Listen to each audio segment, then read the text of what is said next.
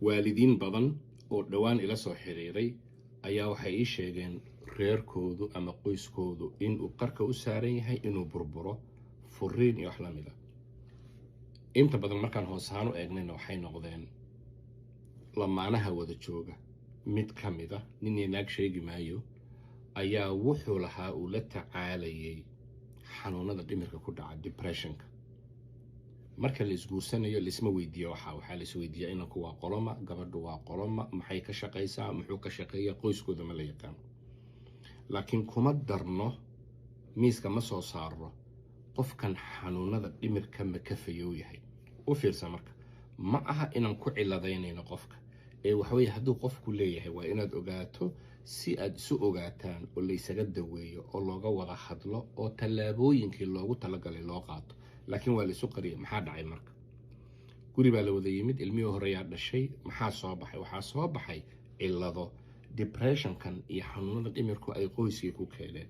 waxaa ka mid ah emotional withdrawal. masalan, labadii qof way wada joogaan, waxaa imanaya dareen ahaan qofkii kulama joogo, communication ma jiro, wada sheekaysigii aasaaska u ahaa guriga inuu badbaado ma jiro.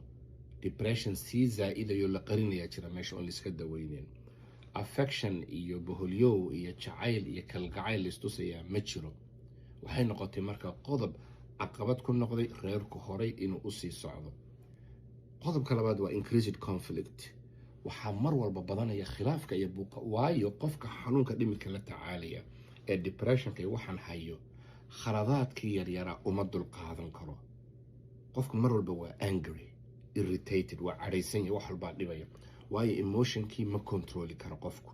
idan qoyskii kama baxaya marka buuq joogto ah, qalalaaso joogto ah iyo maanta dhan conflict joogto ah, madaxa laiskula jiraa.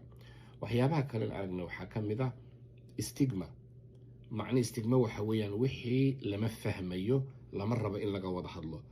labada qoys marka ee labada lamaane isqabay ka kala socdaan, haddaanay ahayn dad fahmaya depression ama in layska daweyn karo, laga wada hadli karo, maxay samayn? qofka markaa la tacaalaya ku caayayaan. maxay odhanayaan?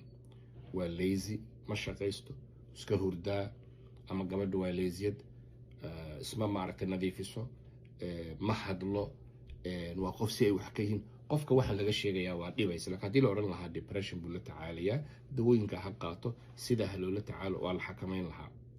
laakiin marka labadii qoys aanay aqoonu lahayn, maxaa labadana isku haystaan? qofkani ma aha qof hadlaya, wuu iska hurdaa, ma shaqaynayo, meel lama aadayo, waxbaasi ka, ama iyadaa waxaa lagu dhaliilay. marka waa arrin iyaduna joogtaa. waxaa kaloo iyadana aan aragnay lack of emotional or physical intimacy, oo ah xuquuq baa jirta. labadan qof ee wada jooga ay isku leeyihiin xuquuq, gogoshaa jirta, xuquuq wada sheekaysi iyo galkacayl in la istusaa jira.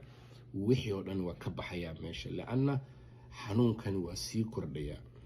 waxaa kaloo ku jira iyaduna in caruurta ku koraysa guryaha xanuunada dhimirku ay ka jiraan, ay ka dhacayaan, ay mar walba arkaan waalidkii oo ishaysta, oo isku buuqsan, oo isdilaya, oo isla hadlaya. caruurtii marka trauma ku dhacaysa iyagana. waxaas iyo waxyaabo ka badan baa marka waxay keeneen labadii qof inaanay wada joogi karin, oo qadiyadu furiin ay gaadho, reerkii burburo. maxaa xal ah marka? waan ku celinayaa, xanuunada dhimirka ku dhaca laguma ciladayo qofka, lagumana ceebayo, ee waxay la mid yihiin xanuunada jirka ku dhaca. mental illness is just like physical illness, it can be cured. xanuunada dhimirka dhacay waxay la mid yihiin kuwa jirka ku dhaca. sida kuwan loo daweyn karaa, sida kuwan waxa keena loo garan karaa, kuwana loo garan karaa. sida kuwani ay saameyn jirka ugu leeyihiin iyo fayaqabka qofka ayay kuwana ugu leeyihiin. marka laguma ceebeynayo qofka, laakiin waa in laga wada hadlo, waa in lais og yahay, waa in laiska daweeyo. haddii la isku qariyo marka dhibaatooyinkana soo baxaya. marka runtii dhowaan waxaan arkaynaa trend, dariiq saa u socda kor u kacaya, oo ah furiin reerkii uu ku degdegayo labadii qof mid ka mid ah. waxaana keenay waa xanuunka dhimirkoo mid ka mida lamaanuhu uu la tacaalayay oo laga wada hadlo. waxaan rabaa marka inaan idhaa, marka la isguursanayo ha laga wada hadlo, ha la isu sheego. qofku ha soo waraysto qof kale. qofkan makatinad baa ku xidhnaan jirtay, qofkani siduu ahaa, haddaan saa la samayn, goor ay xiriir fandhaal kala dhaceen yaa laga yaabaa in meelaha la gebgableeya. allah